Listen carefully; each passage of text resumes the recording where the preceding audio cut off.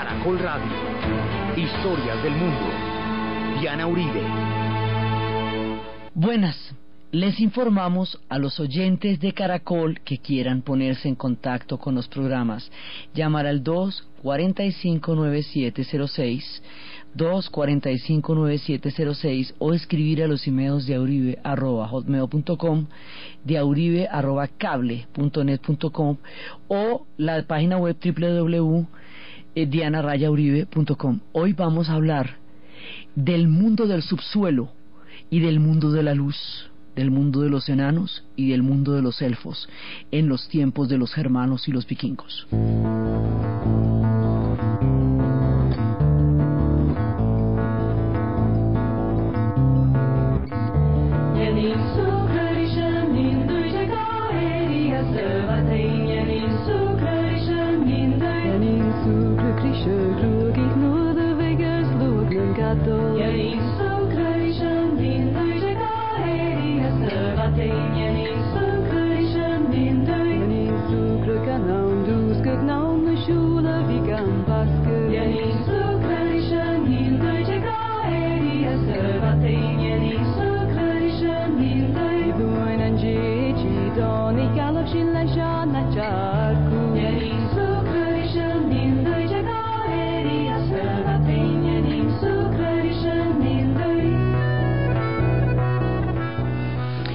La vez pasada estábamos hablando de cómo se entrelazaban todos los diferentes pueblos en el mundo de los hombres. Entonces resulta que nosotros estamos situados todo el tiempo que estamos hablando de los vikingos, todo el tiempo estamos situados sobre el gran árbol de Yggdrasil. En ese gran árbol de Yggdrasil coexisten 9 mundos paralelos. Esos 9 mundos paralelos que habíamos visto que están en el subsuelo, que están en el cielo, que están en la raíz, que están en el tronco, constituyen el universo del mundo de los vikingos. Es el espectro cósmico donde se maneja el mundo que habitaron los vikingos.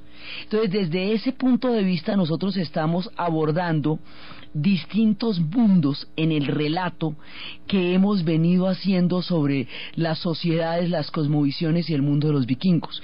Cuando estamos contando las historias de los germanos, de los daneses, de los Nordson, de los noruegos, cuando estamos contando las historias de los suecos, estamos hablando del mundo de los hombres. Cuando estamos hablando de Odín y estamos hablando de Thor, que estábamos hablando la vez pasada, cuando estamos hablando de Loki, estamos contando el mundo de los dioses, o sea, el mundo de Asgard, que es donde están los dioses. También hemos hablado tangencialmente del mundo de los gigantes, que algún día van a entrar por el arco iris al mundo de los dioses, es su mayor temor. Entonces, ahí estamos hablando de esos mundos, pero hay mundos subterráneos. Y hay mundos, digamos, de lo profundo de la tierra, y hay mundos luminosos. Entre los mundos de lo profundo de la tierra está el subsuelo, donde se encuentran los enanos. Los enanos están en el mundo de Svartalheim, que es el mundo subterráneo, de donde los enanos surgieron de la carne de Ymir. ¿Se acuerda que los dioses, antes de llegar a Asgard, habían asesinado a Ymir y de él habían formado todas las partes del cosmos? Bueno, pues de su carne se formó el mundo subterráneo. En el mundo subterráneo están los enanos. Entonces nosotros tenemos mundos subterráneos y mundos luminosos. Los mundos subterráneos están poblados por los enanos. Los mundos luminosos están poblados por los elfos. Y los elfos son estas criaturas mágicas, maravillosas, provistas de un gran carácter, que son benévolas. Eso depende de cada región, ¿no? Porque en Alemania son benévolos, pero a veces pueden ser un poco variables, volubles. Los alemanes suelen mirarlos con desconfianza, mientras que en Inglaterra son encantadores, siempre están de buen talante y de buen ánimo, razón por la cual los ingleses los aprecian cantidades. Digamos, el carácter de los seres varía con la geografía, son distintos en un lado que en el otro. Entonces, estos elfos magníficos son los que llevaría precisamente Tolkien a la tierra de Lórien. En la Tierra Media hay un punto para cada uno de ellos. Moria es la tierra de los enanos, Lothian es la tierra de los elfos, Roham es la tierra de los hombres, Mordor es la tierra de los orcs, Fangorn es la tierra de los Ents. Entonces cada uno de ellos, dentro de lo que sería el relato de Tolkien en la Tierra Media, tiene un lugar. Esos lugares están escritos en la geografía y en la mitología de donde habitaron estos pueblos. Entonces, los elfos son unas criaturas de la luz. Los elfos y las hadas son criaturas de la luz. Y los enanos son unas criaturas importantísimas. Habíamos visto cómo los enanos son herreros y cómo los enanos son los que constituyen la magia. Ellos tienen, dados por los dioses, la propiedad de infundir magia en los objetos que ellos crean. Por eso es que pueden hacer el anillo de Odín, por eso es que pueden forjar las grandes espadas, por eso es que ellos pueden hacer el martillo de Thor, porque ellos tienen la capacidad de infundir magia, tienen además toda la destreza que tenía la figura de la mitología griega de Festos, más la capacidad de influir magia. Ellos y los gnomos habitan mundos similares. Lo que pasa es que hay una diferencia fundamental, es la proporción. Los gnomos son criaturas perfectamente proporcionadas y se adaptan al lugar donde se encuentren, mientras que los enanos son deformes, son habilísimos, pero son deformes. Los gnomos tienen un carácter, digamos, bastante más agradable, y los gnomos son como más medicinales. Los enanos son orfebres, son hacedores de espadas.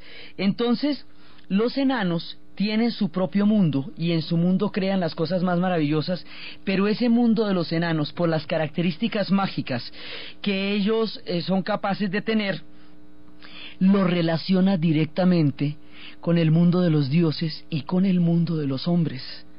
Y esas relaciones algunas veces llevan a historias fatídicas, porque de todas maneras los enanos son chéveres, pero no hay que provocarlos. Usted, por ejemplo, los enanos pueden hacer celebraciones en la casa suya, lo pueden invitar, pero si usted es cortés con ellos, entonces los enanos se pueden marear con usted. Digamos, no son seres a los que haya que provocar, porque puede ser grave llevarles la contraria. Entonces, los enanos tienen todas estas características y son del mundo del subsuelo, y hay una historia que es arquetípica dentro de lo que va a ser el mundo germano y el mundo, digamos, de los dioses, de todos los dioses de Asgard. Y y tiene que ver con los hombres, tiene que ver con los dioses y tiene que ver con los enanos. La historia es muy famosa, es el arquetipo medieval de la mitología germánica y se llama el cantar de los Nibelungos. ¿Quiénes son los Nibelungos? Los Nibelungos son los enanos, eso es uno de los reinos de los enanos. Entonces, es que se meten con ellos, sí, pues definitivamente se meten con ellos, y pues los enanos reaccionan de la manera. Entonces, esta historia tiene lugar en la geografía y en la mitología, tiene lugar en el mundo del subsuelo, además porque los enanos también conocen el lugar donde habitan los metales preciosos, las vetas, saben dónde está el oro, saben dónde está el diamante, y el saber dónde están esas cosas los hace, por un lado, muy poderosos, y por otro lado, muy digamos, proclives o vulnerables a la ambición de los hombres. Acuérdense que en todos estos reinos donde habitan tantas criaturas, en el reino de los hombres es donde habita la ambición y la avaricia, cosa que por ejemplo otras criaturas no van a tener. Los hobbits son completamente carentes de ese tipo de sentimientos, pero los hombres sí son casposos, esa es parte de su naturaleza. Entonces, como los enanos están en contacto con los tesoros, los hombres siempre terminan codiciando aquello que los enanos con tanta sabiduría y destreza administran. Incluso los enanos a veces tienen que remendar embarradas, como por ejemplo cuando Loki le cortó de puro travieso las trenzas a la esposa de Odín, y entonces para desembarrarla a la esposa de Thor, y para desembarrarla el anillo, le tiene que dar el anillo a Odín, y luego hace toda clase de cosas. Luego llega y dice que nadie puede hacer algo más perfecto, y entonces que apuesta su cabeza, y los enanos tienen que hacer el martillo. Toda clase de, digamos, de destrezas y maravillas hacen los enanos para salvar a Loki de la chicanería, de todo. Loki es un tipo, es una figura, es un dios que tiene un carácter complejo, porque por un lado es juguetón, pícaro, y eventualmente se va a ir torciendo hacia el lado oscuro de la fuerza, y en última termina siendo un carácter maligno al final de la historia, ya cuando lleguen los tiempos del Ragnarok. Pero al principio es, digamos, muy travieso, y cada vez que se mete en un lío bien bravo, como eso de cortarle las trenzas, entonces los enanos crean algo fastuoso y magnífico para salvarlo, y cada vez que apuesta en nombre de ellos, los enanos lo salvan de nuevo. Los enanos tienen, digamos, esa capacidad de intervenir maravillosa y mágicamente, pero, ojo, no se les puede provocar. Entonces, en las orillas del Rin, este es el principal río de Alemania, ahí era donde habitaba una doncella bellísima. Uno le dicen que es una doncella preciosa que se llama Crimilda. Crimilda está protegida por 3 hermanos, Gunther, Gernot y Geisler. Ellos son unos señores muy poderosos que están asesorados por un tío de ellos que se llama Hagen, y ellos son los que tienen y garantizan la unidad del reino de los burgundios. Todas estas historias hacen a cómo se van formando los reinos del medioevo, que serían las futuras naciones. El reino de los burgundios es el reino que está custodiado por Hagen, y es donde habita la preciosa joven Crimilda. Entonces ella una vez sueña que un halcón, que es el halcón favorito de ella, muere entre las garras de 2 águilas. La madre Ute interpreta esa visión como una especie de presagio. Ella dice que, según eso, el futuro esposo de su hija va a morir violentamente en la flor de la vida. Entonces, en ese mismo tiempo, en Nederland es Holanda, y aquí nos aparece Holanda en nuestro relato porque esos también son pueblos germanos, inclusive su lengua está muy emparentada con el alemán. Entonces nos pueden aparecer más naciones, porque ya aquí hemos hablado de los suecos, de los noruegos, de los daneses, hemos hablado de los germanos, hemos hablado de los ingleses en todas sus acepciones, hemos hablado de los escoceses, hemos hablado de los irlandeses, todos troncos comunes que van emparentando con la manera como los vikingos se van relacionando con el mundo, y como los vikingos son a su vez descendientes de los mundos germánicos. Entonces ahora nos aparece Holanda en nuestro relato, que es parte también de todo esto, porque es la misma mitología. Son los pueblos germanos que, como habíamos visto, después se van a convertir en vikingos, y una vez convertidos en vikingos van a determinar la creación de tantas naciones, como hemos visto, por un lado Rusia y por el otro lado todas estas naciones de Europa. Entonces allá en Nederland es Holanda, de los Países Bajos, allá habita el príncipe Siegfried, que es un joven y valeroso príncipe, que es el hijo del rey Sigmund y de su esposa Sirglinde, y él es armado caballero, como estamos en la época de la caballería también. Entonces, bueno, con todas las de la ley, con todas las virtudes, la investidura, eso, mejor dicho, con todos los juguetes lo arman caballero. Y a él llega la fama de la preciosa Crimilda, y el hombre se va a buscar a Crimilda por el camino que lo conduce a Worms. Entonces va a entrar al palacio, Sigfrido va a entrar al palacio donde está Gunther, que es el rey de los burgundios. Él viene del reino de Nederland y se va para el reino de los burgundios, que es el reino de Worms, en el Rin. Y allá es donde conoce a Gunther, el famoso rey de los burgundios. Gunther, cuando lo ve acompañado de 12 nobles, inmediatamente ya sabe quién es el valeroso caballero, porque está acompañado de una gran reputación. Entonces Siegfried tiene en su haber la posesión de la espada Balmung, después vamos a hablar por qué las espadas son tan importantes, y de la maravillosa capa Tardancapa. una capa mágica que hace invisible a quien lo porta. Estas capas invisibles van a estar presentes en todas partes. Hasta Harry Potter tenía una de esas, le dejan los papás para protegerse. En el famoso cuento de las 3 princesas que se iban a casar, ¿se acuerda que todas las noches el rey mataba al que descubriera el secreto de las princesas que iban a bailar con las zapatillas hasta que las destrozaban? ¿Se acuerdan que el hombre que es capaz de desposarlas es aquel que le han dado una capa invisible y es capaz de seguirlas por el bosque de plata, por el bosque de oro, por el bosque de cobre, ver cómo bailan hasta el amanecer, cómo destrozan las zapatillas y descifrar ante el rey por qué las zapatillas aparecen destrozadas todas las noches, cuando al comenzar la noche el rey les ha dado unas zapatillas nuevas y el rey decide que mata a todo aquel que no sea capaz de dar con el misterio, y este da con el misterio por la capa invisible.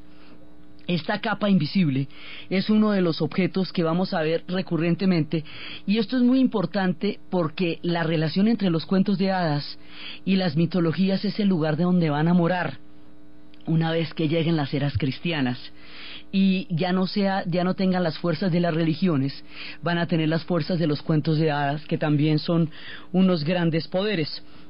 Entonces llega con su capa invisible, ¿sí? Y él se la ha arrebatado a Alberic, que es un enano. Es que los duros son los enanos. Entonces Siegfried le ha arrebatado la capa a Alberic, que es el enano guardián de los tesoros. A él lo venció y lo convirtió en vasallo. Y Hagen le va contando a Gunther, porque Gunther pregunta más sobre la reputación de él, la forma como este héroe se hizo invulnerable. Entonces lo que hizo Sigfrido fue, después de que derrotó a Alberic y lo convirtió en vasallo, se bañó con toda la sangre del dragón, ¿sí? Del dragón que vigilaba los tesoros, pero tenía en la espalda una hoja de muérdago, y esa hoja de muérdago es la que hace que esa no la puede tocar nadie. O sea, no hace que ninguna vulnerabilidad la toque. Esa hoja es la que permite que solamente en ese pedacito de la espalda de Sigfrido no puedan penetrar las espadas. O sea, ahí solamente ese pedacito es vulnerable, en una analogía con el talón de Aquiles. ¿Se acuerda que Aquiles lo sumergen y queda invencible? Solamente el talón es vulnerable, pues aquí es solamente la espalda, ese pedacito donde estaba la hoja de muérdago. Entonces resulta que Sigfrido le ha arrebatado el tesoro a los Nibelungos. Y esto de arrebatarle el tesoro y el anillo, esto es una cosa muy importante, porque en el Cantar de los Nibelungos termina muriendo hasta el gato. Mejor dicho, Hamlet termina bien al lado del Cantar de los Nibelungos, porque ahí sí muere, mejor dicho, el productor, todo el mundo. Pero, digamos, esto es una tragedia absolutamente terrible, pero es que la tragedia tiene detrás una maldición, y esa maldición es haberse robado el anillo. El anillo de los Nibelungos. ¿Quiénes son los Nibelungos? El mundo de los enanos. Entonces, lo que pasa es que Siegfried les ha robado el anillo, y al robar el anillo, el tipo ha transgredido una cosa que no se puede transgredir. En El Señor de los Anillos hemos visto que toda la tragedia empieza cuando Gollum se encuentra el anillo, y habíamos visto que el anillo lo tuvieron la oportunidad los hombres de destruirlo en el monte Doom, donde había sido forjado, en el monte Destino, donde había sido forjado, donde había que arrojarlo, pero no fueron capaces por la ambición. Por eso es que para poder destruir el anillo se necesita un hobbit, porque ya los antepasados de Aragorn habían tenido la oportunidad de destruir el anillo y no lo hicieron por ambición. La misma ambición que impide la destrucción del anillo y deja sueltas las fuerzas del mal que consumen la voluntad y el alma de Gollum, y que van a ser posibles también toda la gesta del Señor de los Anillos, y que un hobbit sea el que lo tenga que destruir. Eso mismo es también una fuerza que va a llevar a Sigfrido con ese anillo y el tesoro de los Nibelungos.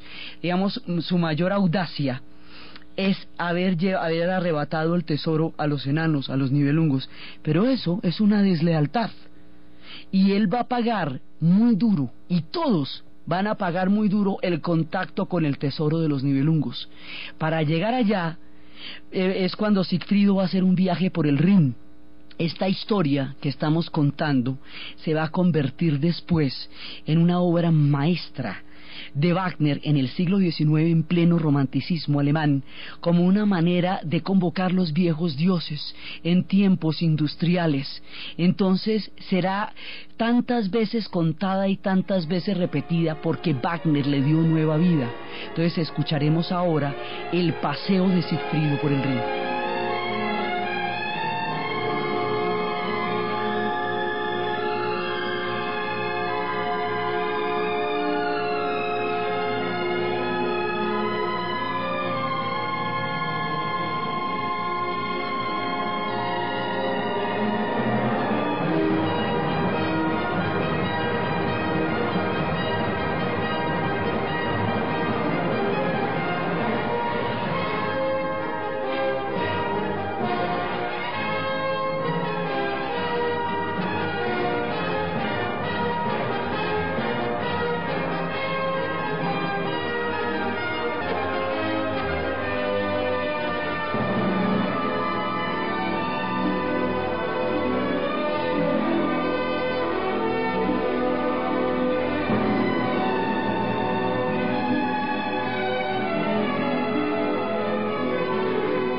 Entonces se hace Sigfrido su cabalgata por el Rin, efectivamente llega donde el rey Gunther lo agasaja y luego va a haber una batalla en la cual va a haber una victoria importantísima de los burgundios sobre los sajones. Se acuerda que los sajones son otra raza, otra rama germana de la que estamos hablando, que estuvo en Inglaterra y todo eso, que también forma parte de lo que va a ser después la nación inglesa. Entonces, como Sigfrid los ayudó ahí, ahí va a ser importante para ellos. Ahí es cuando conoce a Crimilde, que era a lo que habíamos ido, ¿no? A lo que vinimos, que era ver la belleza de la preciosa Crimilde. La mira, y eso, acuérdese que en todas estas historias basta una mirada para que queden prendados sus corazones. Entonces queda prendado de Crimilde, Crimilde queda prendado de él, sus corazones ya quedan maravillados, y luego el rey Gunther va a oír hablar de la belleza de la valquiria Brunilda. Ahí son Crimilda y Brunilda. Crimilda es la que se va a casar con Sigfrido y la otra es Brunilda. Brunilda es una guerrera durísima, es una valquiria. Las valquirias son estos seres que Odín manda a las batallas para identificar el valor de los héroes y llevar sus espíritus a la Valhalla, que es donde se da el banquete entre los dioses, presidido por Odín, de todos los guerreros valientes que van a acompañar algún día a Odín en su batalla contra los gigantes en la última gran batalla. Entonces las valquirias siempre son las portadoras de este propósito de Odín. Esta Brunilda es una valquiria, es una mujer guerrera. Entre los germanos y entre los vikingos hay mujeres guerreras, mujeres formidables, de una fuerza impresionante, mujeres altísimas, rubias, de unos ojos azules incandescentes, que se baten de igual a igual a duelo con los hombres y que representan un arquetipo sumamente fuerte, valeroso, pero sobre todo igualitario, porque se baten en el mismo plano que los guerreros. Esto no va a suceder en el mundo más adelante porque, como hemos visto, las mujeres van a asumir después roles cada vez más sumisos, cada vez más pasivos, hasta que queden convertidas en princesas desvalidas, que necesitan que los caballeros ayuden matando dragones. Esta es una mujer de raca mandaca, que no necesita que la ayude nadie. Más bien ahorita les cuento cuál es la condición para poder amar a una valquiria de esas, mientras escuchamos por Wagner la cabalgata de las valquirias.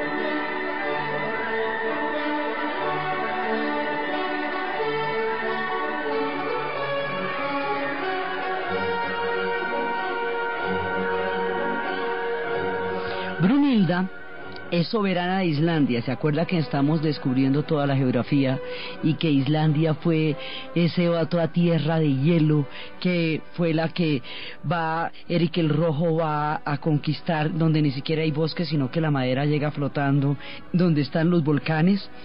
De allá, de Islandia, es la valquiria Brunhilde. Entonces la Brunhilda ella tiene toda una reputación. Ella es una luchadora, es una guerrera, y dice que solo se casa con aquel que sea capaz de vencerla en combate. O sea, es digna de la música que le puso, pues es una dura durísima. Y entonces eso hace que el rey Gunther, cuando la vio, queda totalmente enamorado de ella, como pasa en todos estos cuentos de una. Pero para poder salir victorioso de semejante combate, él no puede solito. Entonces arma una llavería con Sigfrido, que es un duro, y le dice que lo ayude a salir victorioso de la batalla. Lo ayuda a salir victorioso con la condición de que le dé la mano de Crimilda, que es la que le gusta a él. Así hacen un pacto, mejor dicho, una llavería.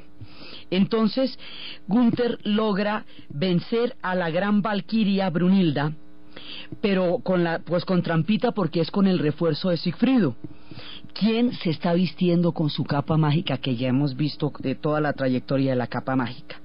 Entonces, bueno, perfecto, cada cual queda con lo suyo. Crimilda y Sigfrido se devuelven a Worms. Brunhilda se viene a celebrar sus bodas con Gunther, y después de las festividades y todo eso, entonces los esposos se van para sus aposentos de luna de miel. Sin embargo, a Brunhilda hay algo que no le suena. Ella nota, digamos, como esa llavería que hay entre Gunther y Sigfrido, y por si las moscas no se acuesta la noche de bodas con Gunther. Entonces Gunther, imagínese, después de toda la vuelta, entonces trata de forzarla, pero ella lo vence pues, de lejos. Entonces a la mañana siguiente va y le cuenta a Sigfrido, y a ver qué hacemos otra vez. Entonces otra vez vuelven a hacer el mismo truco, y haciéndose el invisible con la capa, Sigfrido la vence en combate, haciéndole creer que es Gunther el que la ha vencido. Entonces ella ahí sí se entrega a Gunther, porque ya la venció en combate, y sí le cree. Pero Sigfrido, por la ambición de los hombres, acuérdese que en todos estos reinos los hombres siempre tienen un problema, es que son terriblemente ambiciosos, desde las tierras de los anillos hasta aquí, desde el Señor de los Anillos hasta acá. Entonces Sigfrido, cuando va saliendo, ve sobre el cuarto de ella un anillo rojo y un cinturón, el cinturón de Brunhilda, y le parece tan bello, tan bello, tan bello, que le ocurre la brillante idea de robárselo, que para regalárselo a Crimilda. ¿Cómo le parece la idea? Entonces, bueno, más adelante Sigfrido y Crimilda viajan a Nederland, y allí tienen su reino y plenitud de amor, dicha y felicidad. Un día de estos les hacen una invitación a Worms y regresan. Cuando están en Worms, Crimilda y Brunhilda le miran y ahí mismo se echan rayo, pero de una, esos se cayeron re mal. Entonces Crimilda acusa a Brunhilda de haberse acostado con Sigfrido, y como prueba de eso, ella tiene el anillo y el cinturón que Sigfrido le había quitado para regalárselo a ella. Entonces Gunther lo interroga, pero mejor dicho, ahí él logra alegar su inocencia, pero no puede probarla finalmente. Entonces Brunhilda no le come carreta, se siente ultrajada, y Hagen, que es un personaje sombrío, ve en la disputa entre estas dos mujeres y en el lío en el que se metió Sigfrido la oportunidad para apoderarse del tesoro de los Nibelungos. Entonces lo que hace es dar rienda suelta a la cizaña y a la venganza, para que todos se agarren con todos y él se quede con el tesoro. Entonces ahí en ese momento, cuando el tipo se da cuenta que están dadas las condiciones para un complot, se entera por medio de Crimilda que Sigfrido tiene un punto débil, que era el de la hoja del muérdago que habíamos dicho, y a traición le asesta un golpe allí, en el punto débil, y lo mata sin ningún honor, lo mata por la ambición del tesoro de los Nibelungos. Lo mata simplemente por ambición. Y ahí es cuando muere trágicamente el héroe, según el sueño que había tenido Crimilda, que Ute, su madre, le había interpretado, y era que su esposo iba a morir en la flor de la vida de una manera violenta. La marcha fúnebre, después de ese asesinato por traición, es la que compone Wagner en todo el conjunto de la manera como musicaliza la historia del Anillo de los Nibelungos.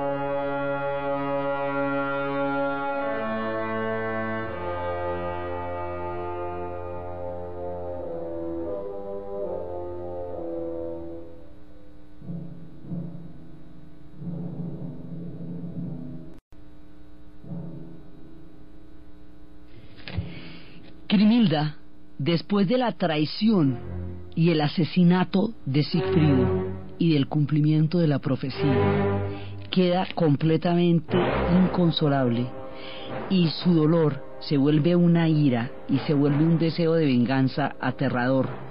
Y tiempo después, además, cuando se entera que Hagen se ha apoderado del tesoro de los Nibelungos y que lo ha escondido a orillas del Rin, y que de eso se trataba todo, y que lo que hizo fue utilizar la situación para apoderarse del tesoro y la información que ella le dio para matar a Sigfrido, entonces ella se vuelve loca de la rabia y decide vengar la muerte de Sigfrido. Entonces 13 años más tarde ella se va a casar con Atila Etzel, que es el rey de los hunos. Invita a los hermanos y al tío Hagen al banquete, y cuando llega al palacio ella desata una pelea entre los hunos, entre Atila, el rey de los hunos, que por esos días andaban asolando Europa, y los soldados de los hermanos, con la seguridad de que se van a matar todos, cosa que efectivamente pasa, se matan todos, ahí se arma un lío muy grande. Solamente salen Gunther Hagen y el músico Volker, salen vivos de ahí.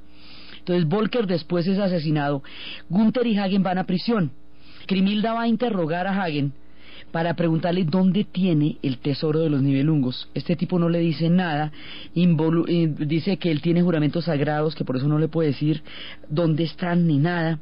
Entonces ella decapita a su hermano Gunther con la espada Balmung, que era parte del tesoro de los Nibelungos que tenía Sigfrido. Él tenía la espada, él tenía el anillo y él tenía la capa. Todo eso era hecho por los enanos, que son los Nibelungos, el reino de donde él sustrajo todas estas cosas mediante una batalla que no tenía que haber dado, habiéndoles arrebatado a ellos sus grandes creaciones y dando origen a toda la maldición que se está cumpliendo acá. Entonces ella termina decapitando al hermano. Sin embargo, a pesar de eso, ella no logra que Hagen le diga dónde tiene de ninguna manera el tesoro. Entonces utiliza la espada Balmung y le corta la cabeza, y toda la venganza se va desenvolviendo. Entonces, una vez que ella decapita a Hagen con Balmung, también Hildebrand, el maestro Hildebrand, decide vengar la muerte de Hagen, y por eso mata a Crimilda, con lo cual se acaba todo. Mata a Crimilda, y al matar a Crimilda se acaba toda la estirpe, en lo que se conoce como el desastre de los burgundos. ¿Se acuerda que cuando estábamos viendo la historia de Hamlet, se muere toda la dinastía danesa y toda la rama danesa desaparece por la tragedia que desencadena Hamlet? En los Nibelungos pasa lo mismo. Cuando ella muere Crimilda, ha desaparecido todo el mundo, el desastre de los burgundios, quienes, habiendo sido los amos y señores de un gran reino y habiendo tenido grandes batallas y grandes espadas, ahora van a terminar completamente exterminados por sus odios, por sus venganzas, por sus traiciones y por la ambición de apoderarse del tesoro de los Nibelungos. Esto es recurrente en los relatos, porque fíjese, todo lo que pasa en El Señor de los Anillos es por la ambición de lo que pasa con el Anillo del Poder. Todo lo que pasa en este cantar, toda la tragedia, es por apoderarse del tesoro de los Nibelungos. Desde el momento en que Sigfrido le roba el tesoro a los enanos, ahí es que nos vamos a meter en problemas. Y entre el tesoro de los enanos está la espada de Balmung, que es muy importante. Es muy importante porque las espadas, que son las de las creaciones más excelsas que hacen los enanos, las espadas van a ser un hilo conductor de todos los relatos de estas mitologías. Desde la espada de Balmung, que es con la que se sella la tragedia, hasta las diferentes espadas que se han dado, que obrado toda la vida de estas historias. Entonces, las espadas tienen una importancia única, son nobles, tienen espíritus propios, son hechas de bronce, son aleaciones, pero están hechas con todos los elementos, están forjadas por el fuego, por el aire que aviva el fuego, por el agua que templa la hoja de la espada, por el acero que le va a dar la firmeza, por el espíritu que le va a dar la nobleza. Esas espadas, cuya destreza poseen los enanos, son las espadas que van a marcar el heroísmo y que van a marcar muchas veces la constitución misma de una tierra. En el caso del rey Arturo, cuando él consigue su espada Excalibur, cuando la logra sacar, porque este cuento es recurrente, porque la espada de Balmung, dicen que esta espada la había sacado, era Sigmund Valsung, que esta espada había aparecido clavada por Odín en el tronco de un árbol, y que Sigmund fue el único guerrero con la fuerza suficiente para sacarla de ahí. Sigmund blandió esta espada hasta que Odín decidió que debía morir, y entonces hizo que el arma se partiera en dos. Pero el hijo de Sigmund, Sigfrido, nuestro héroe, hizo que el herrero Mime reparara la espada y la esgrimió en muchísimas aventuras, incluyendo la muerte del dragón Fafnir, y finalmente esta espada es la que termina descapitando a Hagen. Entonces estas historias se van repitiendo de una a otra mitología, porque en el caso de Arturo, la espada está clavada sobre el yunque. Merlín, después de haber cedido a las pasiones terribles de Uther y después de haber convertido al rey Uther temporalmente en el esposo de Igraine, de la reina Igraine, mediante un encantamiento y mediante un engaño, lo lleva al lecho de Igraine, que era toda su obsesión, y él le dice que el hijo de esa unión va a ser suyo. Cuando nace Arturo, en ese momento él va por el niño, pero cuando él ve que Uther es un hombre incapaz de mantener la grandeza del poder porque sus pasiones son superiores, le quita la espada y la clava en el yunque. Cuando nace Arturo, Merlín va por el niño y sabe que es Arturo el que va a poder sacar esa espada. Cuando Arturo saca la espada del yunque, se completa el arquetipo más importante de los ingleses: un rey, una espada y una tierra. Cuando estos tres elementos se juntan, existe Inglaterra. Si alguno de estos elementos está ausente, Inglaterra está en desgracia. Ese es el arquetipo de los ingleses, y Arturo lo representa, y Excalibur es el garante de este pacto entre la tierra, el rey y la espada. Whoso pulleth out this sword from the stone and anvil is the true born king of all Britain.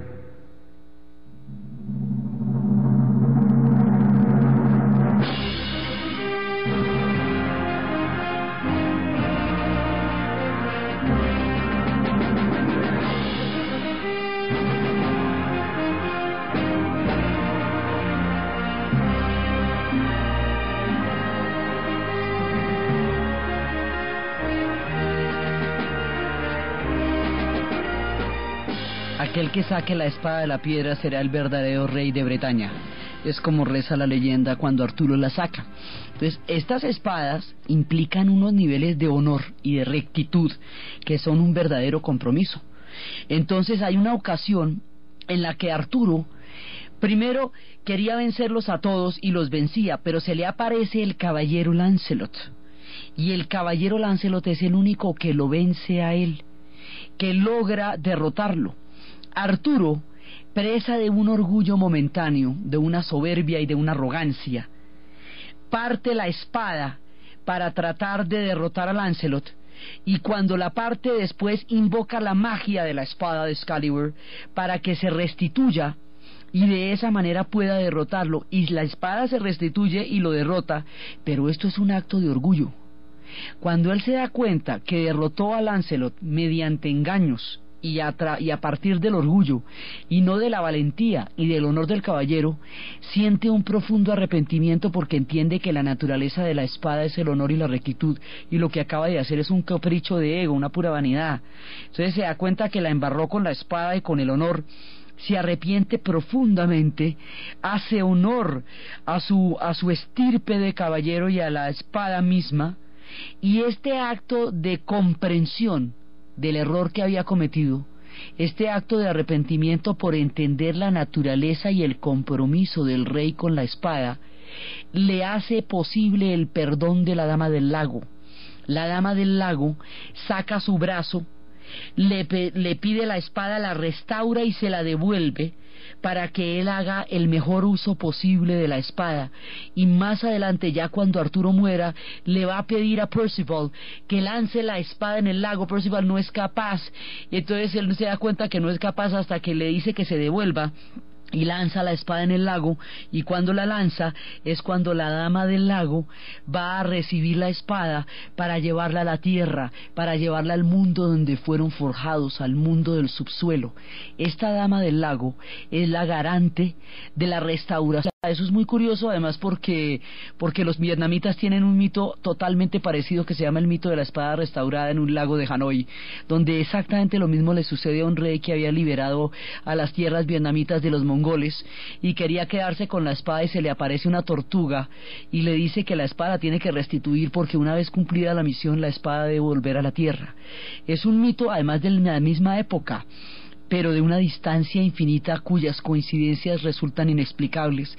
La tortuga restituida del lago de Hanoi y la espada de Arturo con la Dama del Lago coinciden en el carácter honorífico, recto y fundamental que deben tener los poseedores de las espadas, y por eso llega a nosotros la figura de la Dama del Lago, que es la garante a través de su brazo de que estas espadas van a ser realmente gala al honor con el cual fueron concebidas en el noble mundo de los enanos.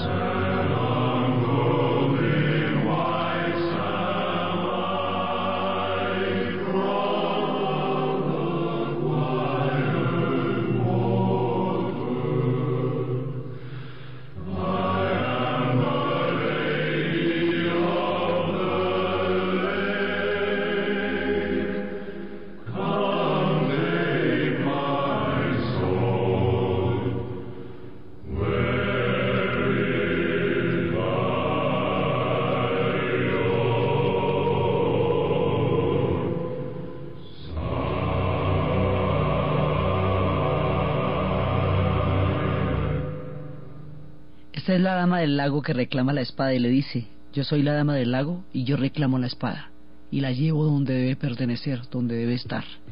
Esto nos lo cuenta Rick Wakeman en su trabajo de Arturo y los Caballeros de la Mesa Redonda, las historias del rey Arturo y los Caballeros de la Mesa Redonda. Estos son temas que va a retomar mucho más adelante también el rock, y eso es el trabajo que va a hacer Rick Wakeman, uno de los rockeros cultores de los mundos mitológicos ingleses. Entonces resulta que esto que hemos visto todos son las criaturas del subsuelo, del submundo, del mundo subterráneo, pero hay otros mundos.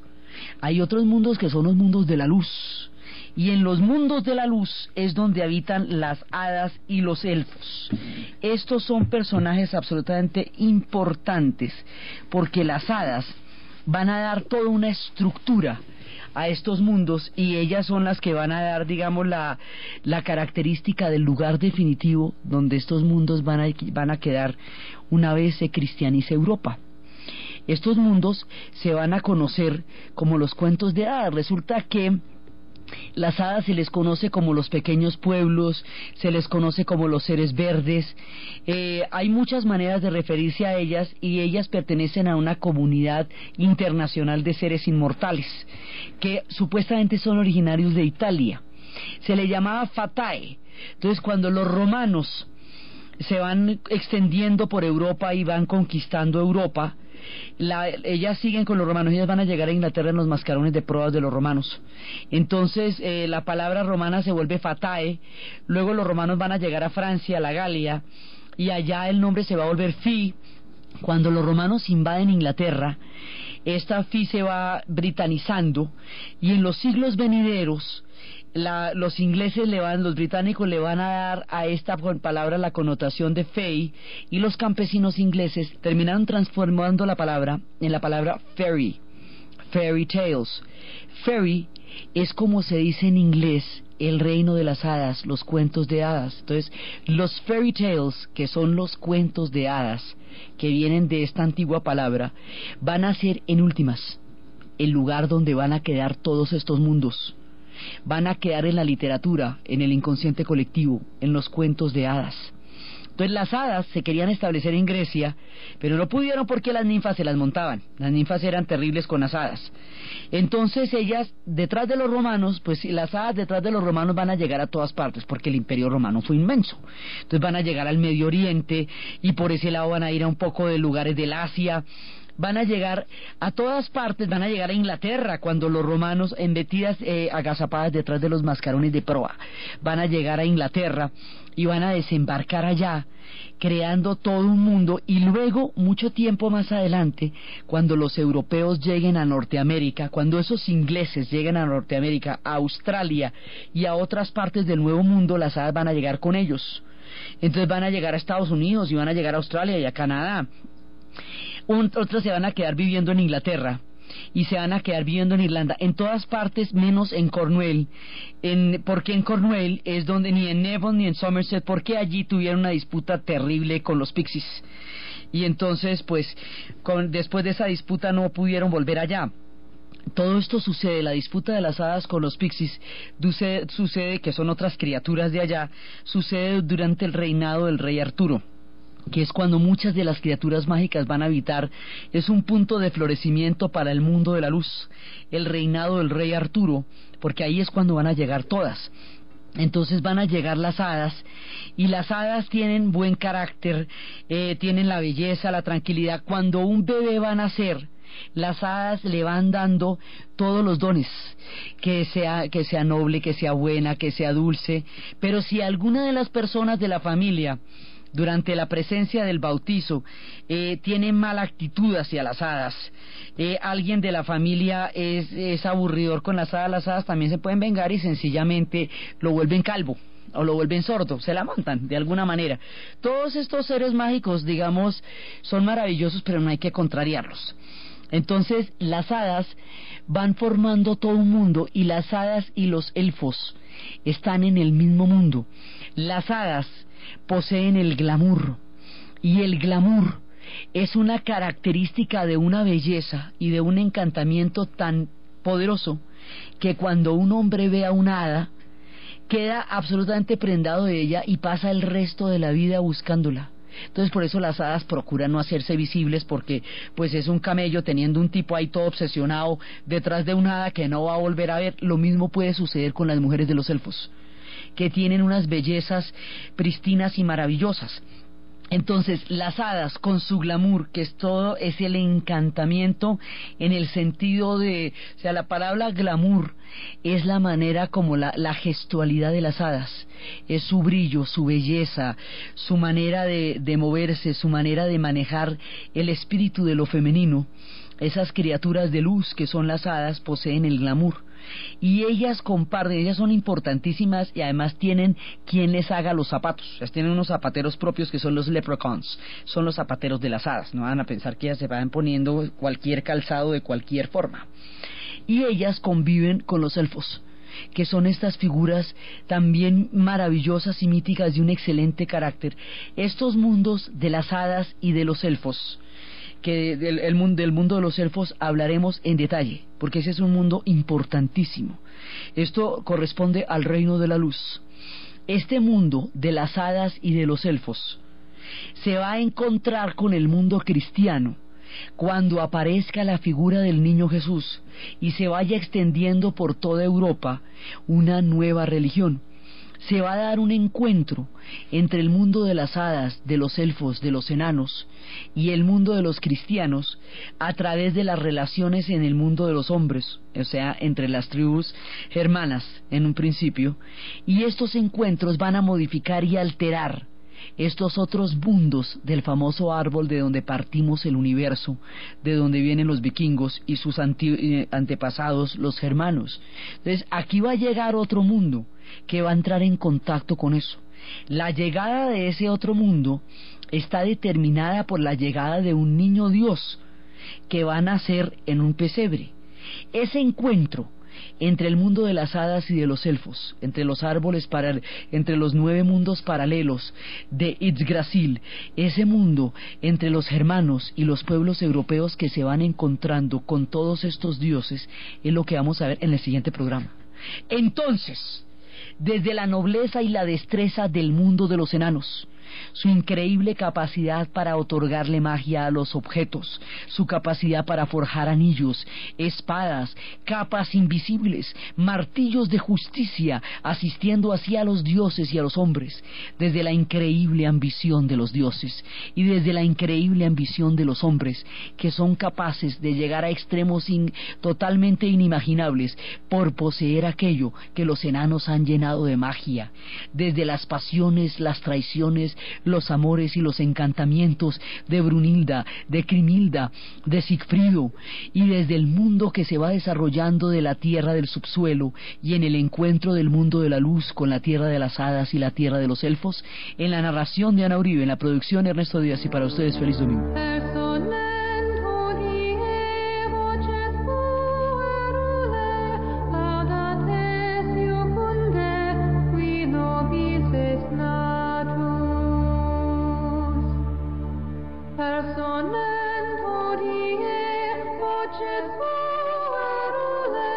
Laudate Dio cum de, qui nobis es